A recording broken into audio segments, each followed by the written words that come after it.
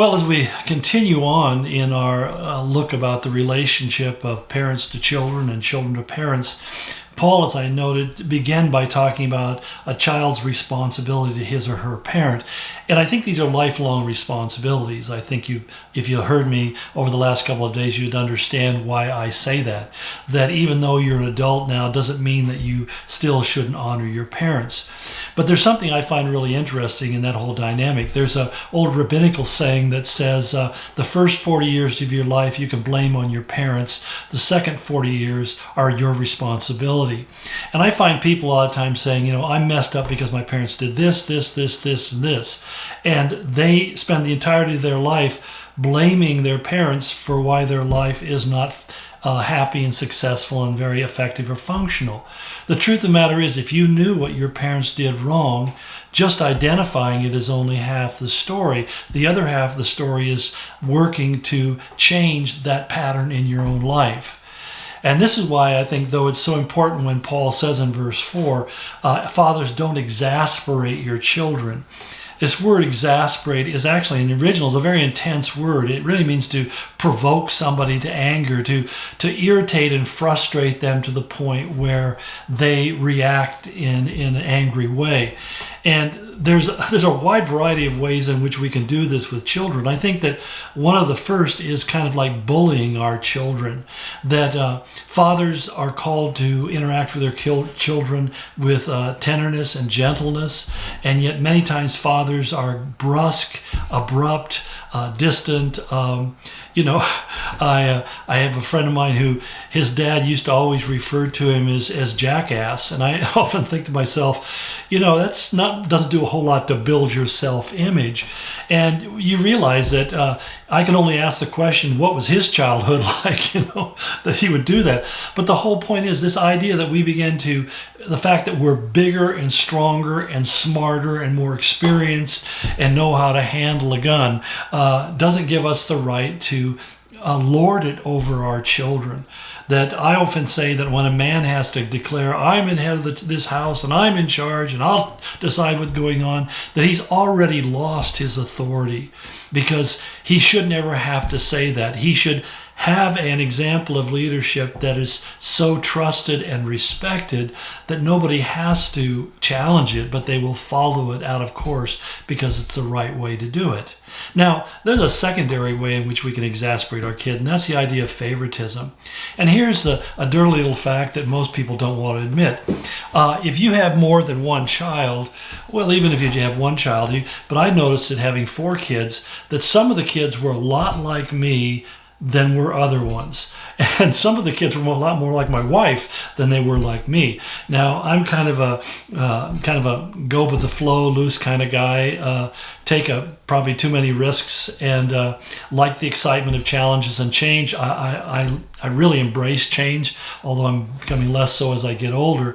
My wife is the steady Eddie. She's kind of the ballast in the bottom of our ship that keeps us from tipping over. Basically, she watches the budget. She makes sure that we can afford things. She makes sure that we're taking care of things, that we keep the house clean and keep the house in order. I mean, I have a long list, and men complain about things like honey-do lists, but the reality is, if my wife wasn't there on a regular basis pointing out to me that there's responsibilities I need to attend to and not just focus on the things I find fun and enjoyable to do, the house would pretty quickly fall apart. In fact, it's so crazy, and I enjoy doing things like this so much, I probably wouldn't take a vacation or a break many times. So I think that one of the things we have to understand is we see these differences in our kids, and we have kind of a connection with them, but then you can begin to favor those ones. You like to hang out with them, spend time with them, talk with them, and really kind of say, well, he or she is spending time with their mom, and that's where they connect. You two really have to make an effort. I mean, my wife is significantly different personality than mine, and yet I like spending time with her and hanging out with her. And the same thing should be true about our kids. There needs to be really a sense of an equitable sharing of our time with our kids. And that's something I think needs to be a really important discipline for you as a parent, that you're making sure that you're setting aside equal time for each of your kids so that you can get to know them. And that's part of the thing we'll talk about in a moment. Actually, we'll talk about it tomorrow, about getting to know our kids and why that's so critically important. But also a third thing is not just the favoritism, but also the criticism. That, our kids are trying to figure out how to do everything. And basically, if you're on their back criticizing them all the time for not doing a good enough job, or cleaning up things quickly enough, or cleaning them up adequately, or you didn't make your bed well enough, or whatever your thing is, instead of being alongside them and showing them how to do it, until they develop basically a proficiency in that thing, well, then they can feel kind of beaten down. Because keep in mind, the younger your child, the more true this is, but their number one desire in life is to win your approval. And when they find that all they get is your criticism, they give up. Now, I'm speaking about my own childhood when I say that, because my father thought he was helping me by always telling me how far I fell short from his expectations, and he thought he was really kind of provoking me. But basically, I got to a place where I just thought, I'm not going to even try to please him, because he'll never be happy with what I do. And I had to work through that on my own as an adult, and I think I still battle that even now in my old age. But you have to understand how impactful criticism is to young kids. And the fourth thing is when we have unclear standards. I mean, when you're changeable, they don't know what's the right thing to do. And I found this growing up, that I would do something and I thought it was what I was supposed to do, and then I would be informed that that's not how we do it around here. And yet later on I'd see my brother or my parents doing it that way. And yet in my mind, I think, well, basically you told me you don't do that here. And then I realized that there are exceptions, and the exceptions even had exceptions. Well, quite clearly, I became very confused about what was good and bad behavior. In fact, one of the things I did, because I felt the neglect of my parents' attention, is I acted out in school. And I joked only partly that I spent more time with the principal than I did with any of my classmates, because I was getting sent to the office all the time. And Charlie Parlay, he was such a great guy. He was always threatening. If we come to his office, we were getting a spanking, but he never touched me once. He would just sit there and talk with me like a friend. Loved the guy. Great guy. But the point was, I would come home and my parents would get the report that I had been messing up or acting up in class. My dad would ask me why, and I said, well, I just like to make people laugh. And he'd just laugh and then walk away and do nothing. And so I thought, I get in trouble from the teacher, it gets overlooked by the principal, and my parents think it's funny. So what is the standard of behavior that I should be concerning myself with? Very confusing. That's why I ended up in boarding school. And when I got there, I found out the standards of behavior were pretty clear, but very unequally applied. And so I learned how to work the system until I got expelled. But that's a whole nother life story. Basically, the fifth thing I think that we need to be very concerned with is anger. Anger is very frightening to small kids. When we lose our temper, we blow a top, that's terrifying to them. And you just need to understand that and really think that through, that when you really kind of blow your lid, your kids are pretty frightened by that, because they see all of that greater power and force now spewing out and not quite sure where that's going to land.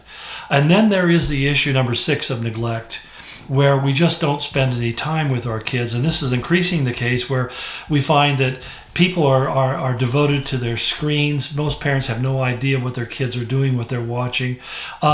You have to find a way of separating your kids from screens. You need to separate yourself from screens. It's my wife and I found that even for our own marriage, we had to turn the TV off at a certain time and put the kids in bed and have a little devotional time with the kids, and then sit down together and have a time of prayer and reading the Word and just talking together.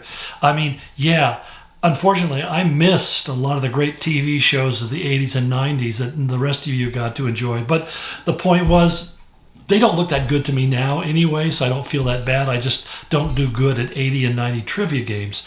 But the whole point is that we have to understand that relationships take time. And when people say to me, well, I give my kids a quality time, even though I don't have a quantity of time, I just got to call BS on that. I mean, really, how do you develop quality time? It's by putting a quantity of effort in what you do. I don't care what it is that you're good at. It took a long time, a large quantity of time for you to become good at that. And as I often point out, is when I go in for a surgery, I have one coming up here, and I'll do this in future, have my hip replaced. But when I go in for a surgery, I find the physician who has done this a lot and is really good and has been successful all the time. I don't want some guy right out of medical school who is so excited because this is his first surgery. I don't want that guy. You can have him. I don't want him. I want the guy who's experienced, who spent a quantity of time developing a quality of ability. And then the last thing, number 7, I think, is the issue of being over-controlling. We have to give our kids time, space, fail. My wife was feeling so bad because one of our grandsons, 5-year-old, had in 1 week, he'd had a couple of falls, and he had a cut on his lip, and he had a scratch on his head, and she was feeling so bad about it. And I said, honey, that's what it's like to be a little boy growing up. My entire childhood, I had scars and scrapes, and I still have them to this day. It was just part of going through life. And you want to make it a safe environment. You want your kids to wear helmets and knee pads and all those sort of stuff we knew nothing about when I was growing up. But the whole point is, you don't want to create a bubble room where they can't experience life. That even falling down and scraping your knee and having the pain of all of that is an important life experience. And so don't rob your kids of some very important teachable moments by being over-controlling and over-supervising and trying to clear their table of any kind of danger. That's where even like this mass hysteria around this, they call it mass psychosis of this COVID fear, where people are terrified of all and every virus as if they're going to be deadly. This is having major psychological ramifications in our culture, and I think it's really important as a parent that you be very clear on what is really necessary and safe, and stay away from the stuff that isn't. I mean, there's just so much stuff that's just plain ridiculous, whether it's kids wearing masks, kids getting vaccines, kids social distancing and all this kind of stuff, closing schools. We're sowing to the wind. And we're going to reap the whirlwind with this generation when they hit adulthood.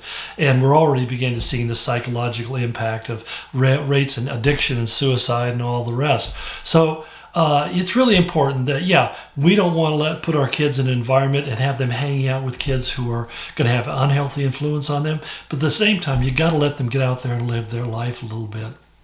So it's a bigger topic than I cover this space, but I just want to begin to tickle your thought waves with those ideas. And we'll pick this up tomorrow as we continue the end of this conversation in the last part of verse 4. God bless you, and we'll see you tomorrow.